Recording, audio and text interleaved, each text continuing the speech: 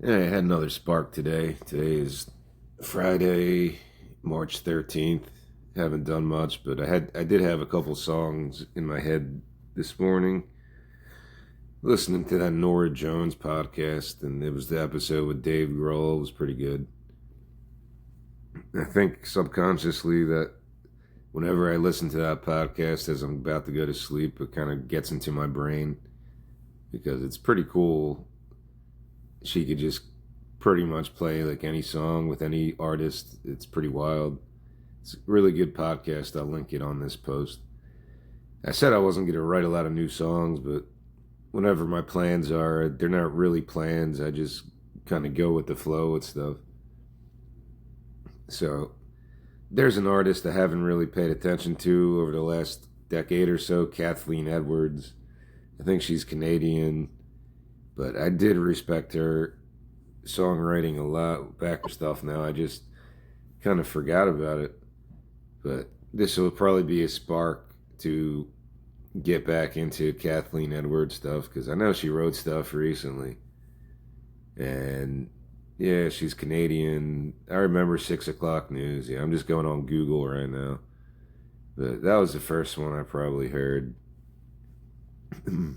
Excuse me. And yeah, this is the voice I hear in my head when I was. She just has a type of acoustic songwriting that's like this style of music that I came up with today. So if I would compare this song or what style am I going for, it's that Kathleen Edwards type of acoustic stuff. And yeah, I don't know a lot of her stuff. I know just a handful of songs that I've heard on like XPN in Philadelphia, NPR. They'll play her stuff, and that's pretty much my only exposure to her. So I'll probably have to listen to a couple of her albums because I'm sure I'll like them. But yeah, somehow this got inspired by Kathleen Edwards because that's what I hear in my head. And it's fairly simple. It's one of those acoustic, I don't even want to call it a country song because it's not. It's like, it is a type of country music, but it's like not very twangy or bluegrassy. But it has those elements too. It's like a folky, even though she's Canadian, I guess you could call it like that Americana type of feel because Canada is a part of North America, so it is Americana. So it's kind of interesting how this one came out today. I had the melody in my head a couple hours ago, and then I just recorded it really quickly so I wouldn't forget it. Went back to sleep, and then I was like, I woke up with the melody still fresh in my head. So I was like, all right, this must be something. I'm almost like agitated to write a song right now because I don't feel like getting into that mode. But when I hear it, I have to do it. I was actually looking for virtual guitars to see if I could play this on like a virtual guitar app, acoustic, but I I knew I wouldn't be able to find anything. I didn't really do a big search on the Google App Store. The one I found had like tons of ads over and over again, so I was like, all right, I'm not gonna mess around with this because I do love acoustic guitar more than anything. It's kind of weird because I listen to so much shoegaze and I'll praise shoegaze music and Swans, No Wave and Earth and this crazy distortion. Siamese Dreams probably my favorite album I said because of the guitar sounds. But I do love acoustic sounds and I think because I listened to the Dave Grohl episode, he played that Ballad of the Miners. It was just blew my mind. Dave Grohl wrote a song about the Australian miners that were trapped in Australia a couple years ago. Beaconsfield, yeah. Dave Grohl miner song, and it's a great song, man. I never heard it until today, because even Foo Fighters I haven't kept up with over my life. So it's the Ballad of the Beaconsfield Miners. I'll link that, and I'll link maybe I'll do a deep dive into Kathleen Edwards and list some of my favorite songs. If I can get a top 10 Kathleen Edwards list, like I usually do for stuff like this. But I'll link the Dave Grohl one because I'm saying I love acoustic guitar, and that one's just really beautiful. I don't know how I didn't hear that before because I kind of remember that story that these two miners in Australia were trapped underground because the mine exploded or whatever, and then they finally got to two of them. Maybe one of them passed. I don't know. And they asked for water and Foo Fighters music, so that's pretty cool. That's how he found out about it and wrote the song. And then he played it with Nora Jones on the podcast, and it was pretty cool. So yeah, this one comes from just that love of acoustic sounds, because that's the only instrument I play, even though I haven't played in probably 7 months now. Excuse me. So I'll sing it now really quickly, and then maybe I'll speak a little bit more. But this one's pretty straightforward. There's not much to talk about. It's just a simple acoustic, happy type of vibe to it. It's probably major chords because they started talking about 7 chords and 9 chords, and I don't know what that stuff means either. And I just know major chords sound happy. Minor chords kind of put you in either psychedelic mood or more of a somber attitude. So I'm usually a minor chord dude. Like A minor is probably my favorite chord. A minor to like D minor. I love that. B minor. I like the minor chords. And this is similar to when I was studying John Denver's discography, and I'm like, absolutely honestly found over 100 songs that I was like, wow, John Denver has like over 100 amazing, just acoustic, pure American songs. And yeah, I'm telling you, I put it in my book. John Denver seriously had like over 100 songs that were just like really beautiful and just mostly acoustic. So I appreciate that simple quality of acoustic instrumentation. Isn't there something called music in high places where people just focus on acoustic stuff in nature? There's more of a spiritual sentiment to that than just. I guess I compare it to Pink Floyd at Pompeii when they were just rocking crazy distortion on the grounds of Pompeii. Echoes, I think. So this is the song. It's called Lost and Found. And yeah, because I hear a woman's voice inside my head, it kind of has like a female point of view almost. But it could be universal in terms of gender or sex. It could be man or woman, really. But I did put a line in about Joan of Arc, which is kind of weird. I don't know. Joan of Arc's always been kind of an interesting historical figure. Just was she bipolar and crazy? She started hearing voices and just wanted to lead armies in the war. Like, when does that happen? There was like a Boudica. I don't know what tribe that was. Some Celtic leader, maybe? Celtic. Boudica was like a queen, warrior queen or some shit. So, yeah, it's kind of interesting when that's such a unique historical figure.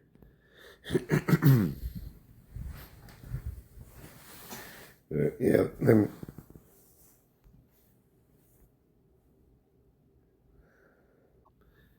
I was gonna say sorry. Let me at least try to sing this before I have to clear my throat. My throat's a little raspy, which could actually be good for a song like this. So, verse one, and again, picture Kathleen Edwards type of acoustic balladry. It's not really a ballad. It's kind of up tempo. It could actually have other instruments like what am I thinking of? I'm thinking of that not Joy Formidable. I'm thinking of the Hooray for the Riff Raff when they performed that concert in New Orleans, one of their early concerts, like from 15 years ago, and they had like horns and cello and violins, and I love that, like just the one cello or the violin. Not a cello. I think they just had a fiddle player or a violin player. But that's a cool feel when you get into country music and you have that. It gives it a different element of just being out, being out in the sun, being out in the country. Like not many types of music could pull that off like country music does, or folk music or stuff like that. But I guess that's the bluegrass element to it. So maybe there's elements of that in this song. I'm not really sure what other instruments will come into play, but maybe I hear that because that's like my favorite concert to revisit as the seasons get warmer. I'll link that too again. I probably mentioned it before. It's Hooray for the Riff Raff. They did like a show in New Orleans in the Ninth Ward, and it was really, really just you can't stop listening to it. It's so good. It transports you to New Orleans like, in a matter of seconds. It's so good. So maybe it's a little bit of that too, but that's Americana. I watched the Americana Awards on YouTube last year, and it was like Sierra Farrell and Hooray for the Riff Raff and some other, I forget some of the other people. But yeah, it's that type of music. Even Gillian Welch and Dave Rawlings probably consider themselves in that genre of Americana, but it's also a genre that wants to be all encompassing almost. Like it just wants honest songwriting, I think. That's what it kind of means.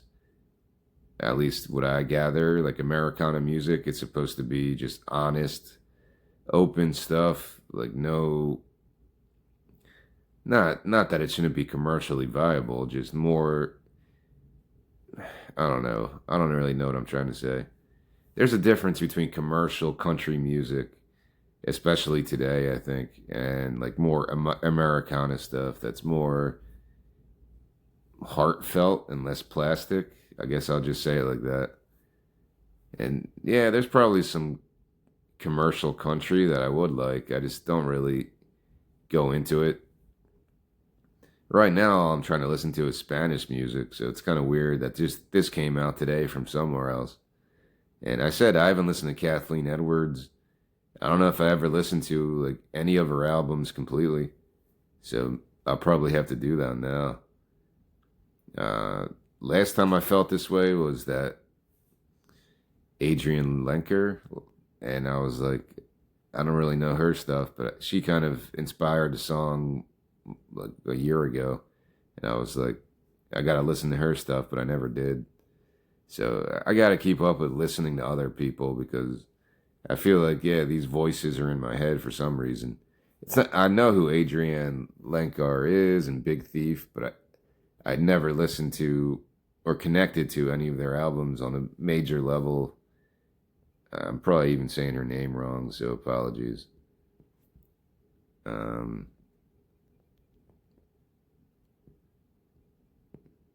yeah, it's Adrienne Lenkar. Yeah, Lenker or Lenker. So there's a type of music like that that I'm going for with this song, I think.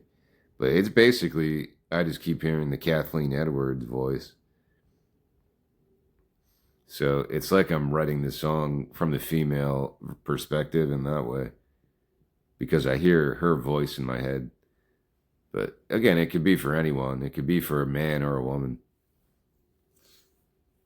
So I'll try to sing this now. Once again, the sun steams a little bit clearer. Do, do, do, do, do. Left a bread trail to reimagine the cliff. Bless your throat so words won't fear the subconscious. Now under moonlight to dance through the mist. I don't know if you get the melody from how I'm singing this, so it's like da na na na na na na na na na.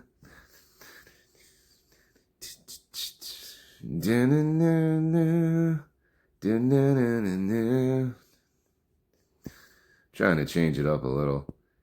Bless your throat so words won't fear the subconscious. Now under moonlight to dance through the mist. That's the basic melody of the verse. It's very simple. I just picture acoustic guitar, maybe like light percussion, some kind of a drum, and some drony noise in the background. I don't really think this one has a lot to it. It could just be a person in an acoustic and nothing else, like one of those type of acoustic songs. So I'm not really sure yet. This is just it just came to me like a couple hours ago, so I would have to think about this one and see how it evolves in the future. Verse 2, probably between verse 1 and 2, there'll be a little bit of a mini instrumental, just a little guitar riff here and there, and then it will go to verse 2. Like Joan of Arc on hairless to carry the message. In the fall, reverse all the manic reflections. Shift your face to stomach the wedding reception. Once under moonlight, summon the fate. And go into the chorus. Lost and found, living then lost and found. Lost and found, singing then lost and found.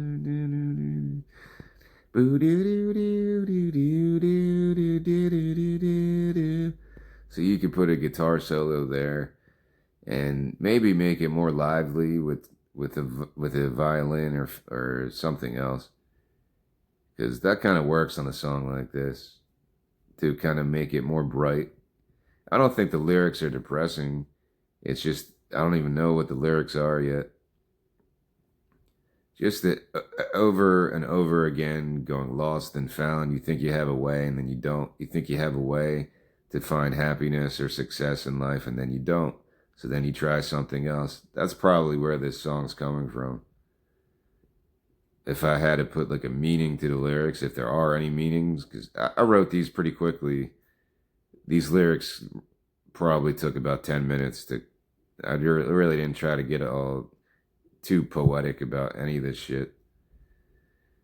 Then it'll go into verse 3 after the chorus and a little instrumental break. Barely a 4-minute song. I would say it's under 4 minutes, 3.5 minutes. So it works as a radio song. Pretty fits the mold of that XPN type of Americana sound. That's probably where I'm getting this from, because I enjoy that music. Hooray for the Riff Raff, Kathleen Edwards stuff. It fits a certain time of year. Probably the springtime into the summer. You want to hear that bluegrass, because it just means there's like festivals on the way and folk festivals and stuff like that, because the weather is getting nicer. So yeah, country music is like a summer type of music. There's plenty of sad country songs that are more wintertime, but I think country music has this summertime appeal to it. But so does every genre. Like I'm just saying, the feeling that this song gives me specifically is like a summer type of song. So verse 3, you could probably get a little lighter and just focus on the vocals and just have almost barely no music accompaniment, because again, with Americana music, maybe the biggest attraction of that type of bluegrass Americana is the harmonies, really. I don't know how people sing like that. Even when I listen to the Dave Grohl and Norah Jones, they just naturally put their voices together. And Americana people take it up a level where it gets really spiritual almost. Bluegrass music, they have harmonies that don't make sense. I don't know how people can sing together like that. Even the Avett brothers, they won like Grammys off that stuff. So there is a universal appeal to that type of singing, and I don't think it'll ever really go. It's just one of those genres that continues in other reimaginings and modern, or maybe they just go back to the basic, and that's where you really find the flavor of Americana music. You can't modernize certain types of things. But yeah, these are all good thoughts I would have to think about if you're writing music like this. So verse three, the same exact melody, but again, I would probably lower the music and just focus on harmonies and background vocals. Once again, the warden demands your attention. Fake or not, your breath might decide to escape. Stomp your feet to regrow a loving direction. When under moonlight, shake it away. Yeah, again, these lyrics aren't great. I might have to edit some stuff, but this is what I got on the first imagining of this song. And I hope you just get, regardless of if the lyrics are good or not, because I don't really love them. Hopefully you at least get the feel of how the verse melody goes. Once again, the warden demands your attention. Do do do do do do. Fake or not, your breath might decide to escape. Do do do do do do do do do do. Stop your feet to regrow a loving direction. Do do do do do do do do do. And when under moonlight, shake it away. So there's possibilities for cool harmonies, especially on that last part, to focus more on harmonies than anything. I've written Americana songs before. I've tried to at least. So I'm not completely ignorant to what makes a really good Americana song. And it is the harmonies, because that really captures people's ears more than anything. When people can sing just crazy harmonies together. That's what drew me to Gillian Welch and Dave Rawlings and other people like that. Because they just crazy harmonies, man. And that's kind of what I feel got me into folk music in the beginning, like in the mid 2000s, or I don't know, around 2008. That's when I found Gillian Welch and like that folky type of music. I don't really know if I what I considered folk music. Like I knew of Bob Dylan, I knew of like Jewel, because I was on the radio. Jewel was pretty big in the late '90s. There was some folkier stuff that got popular, and I didn't hate it because the only instrument I ever had was an acoustic guitar. So besides trying to sound like Sublime and Bradley Noel, I was like, maybe I could write folk songs, but it never really fit me, I don't think. But I do appreciate it more today, I would say. Americana, the purity of Americana music, folk music, and how that tradition just stays around, passed down from each generation, just like any other branch of music. But maybe there's something special about the Appalachian thing and that spiritual murder ballads and all that stuff. Because a lot of bands tend to flock towards that bluegrass stuff later, maybe later in their career and stuff like that. So it's interesting to get into, but really I would just want to listen to Kathleen Edwards stuff because I never really gave it enough time. I probably will find an album that connects with me if I go through all her discography. So I'll have to do that at some point. And I'll have to do the Adrienne Lencar because I said I would do that like a year ago and I never did it. So, I got so many things I want to do right now. Listen to different types of music. I'll end it here. I'm almost at 30 minutes. I did a post a couple years ago about the 501 albums that influenced my life.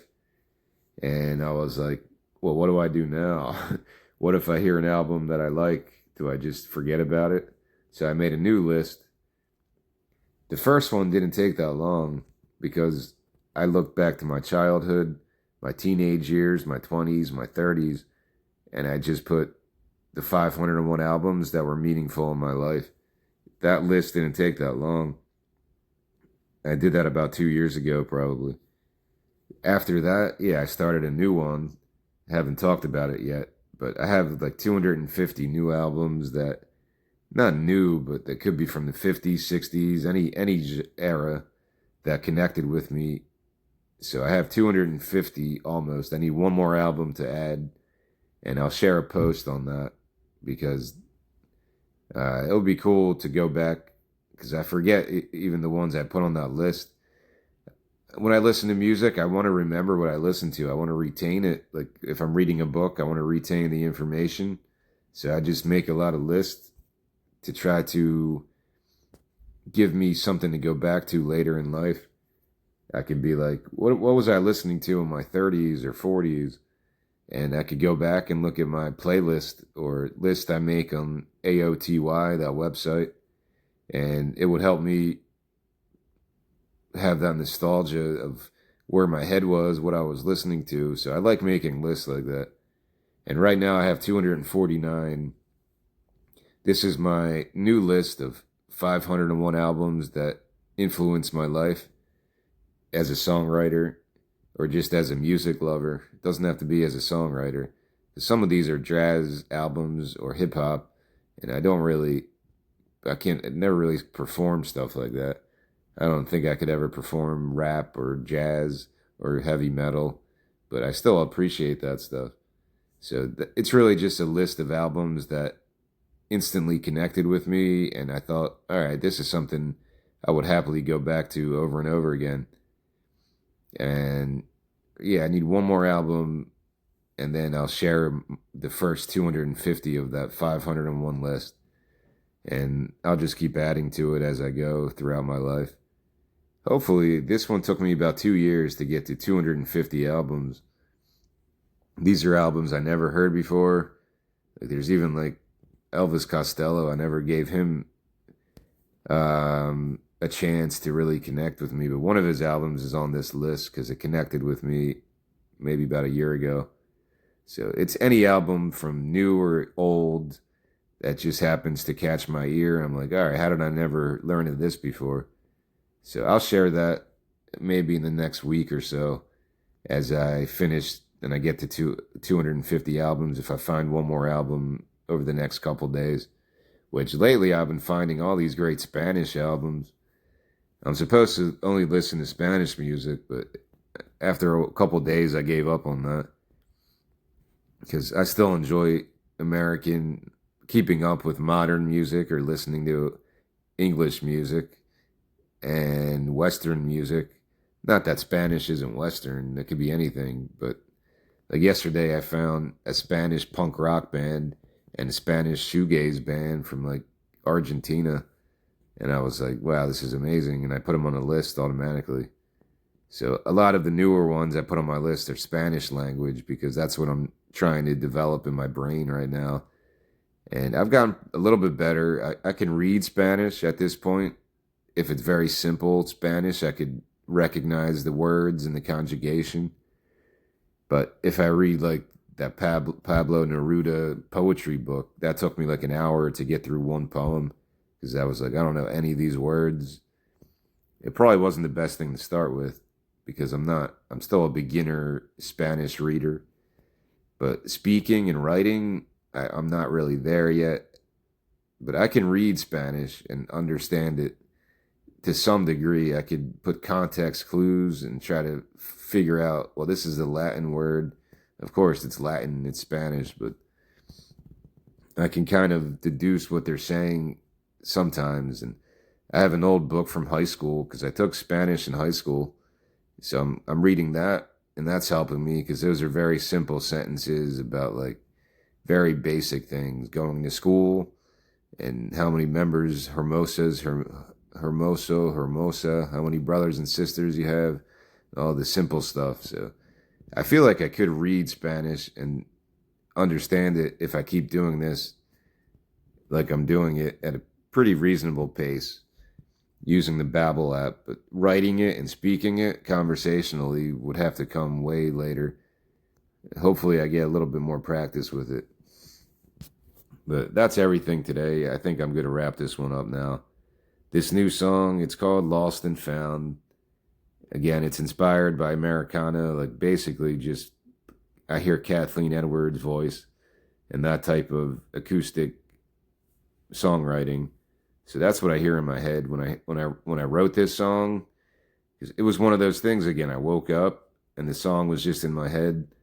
I have another recording where I just mumbled it real quickly so I wouldn't forget the melody.